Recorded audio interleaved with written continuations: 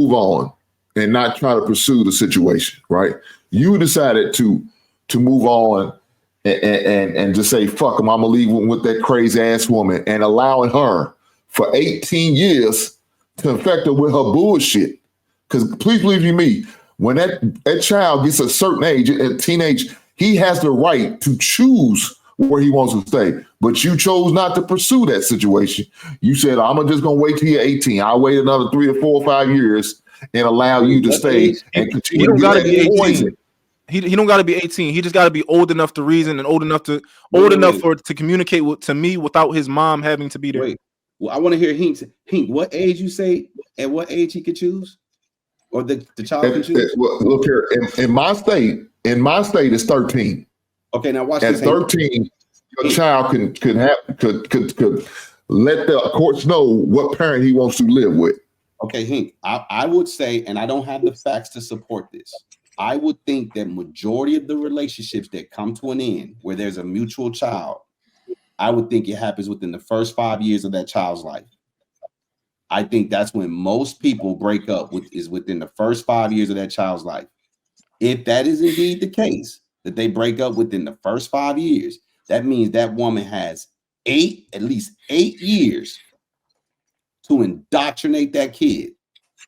Because while you getting that kid on the weekends, you pale in comparison to what she can say and how she could groom him or her. So when they turn 13, unless you're Wonderland, your house is Winter Wonderland, they not coming to live with you.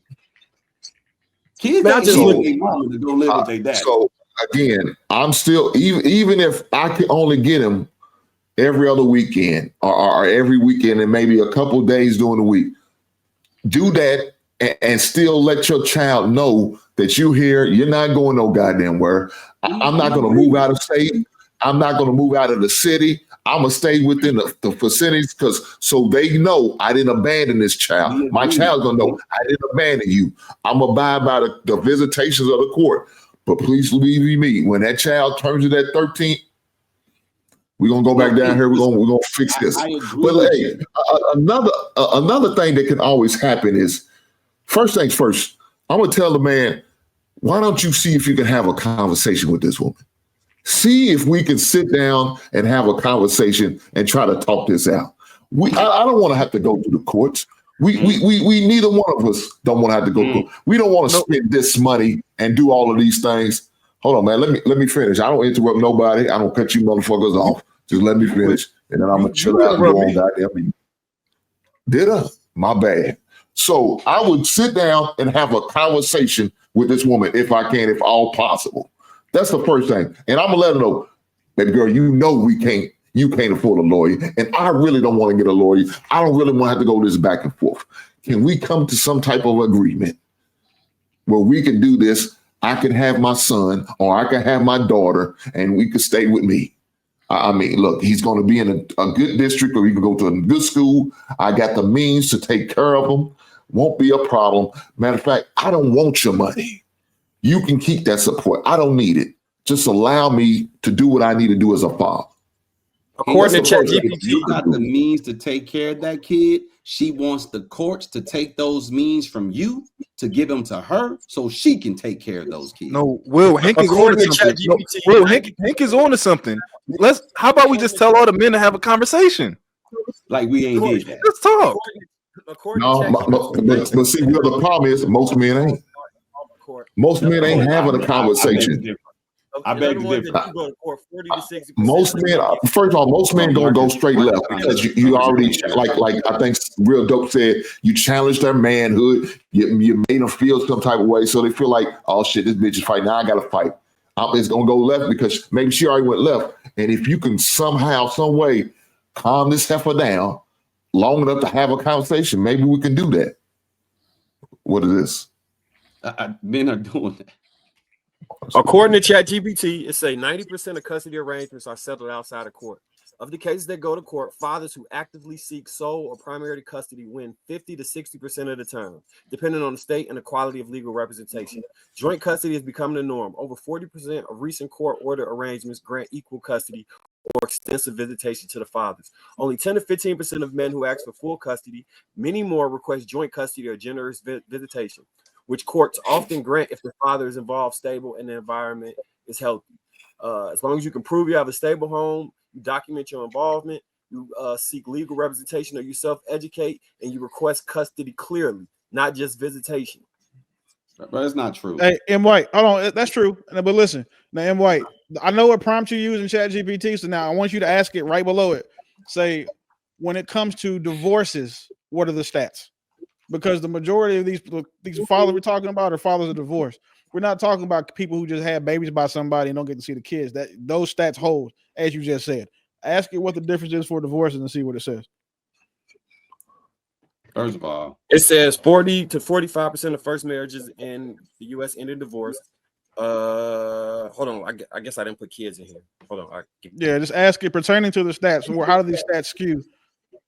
When all right, you here we go. lens of Fathers divorce? who seek custody win 50% of the time or get joint share custody. Only 10 to 15% of men actively seek sole custody. Post-divorce outcomes for men. Alimony. Only 3% of men receive alimony from women even when eligible. Men pay alimony 97% of the cases when it's awarded. Men pay child support 85% of the cases. Non-custodial Black fathers are less likely to receive fair support adjustments if unemployed or underemployed. However, many FBA men overpay or remain trapped in outdated child support orders due to lack of legal aid. Let me ask y'all something.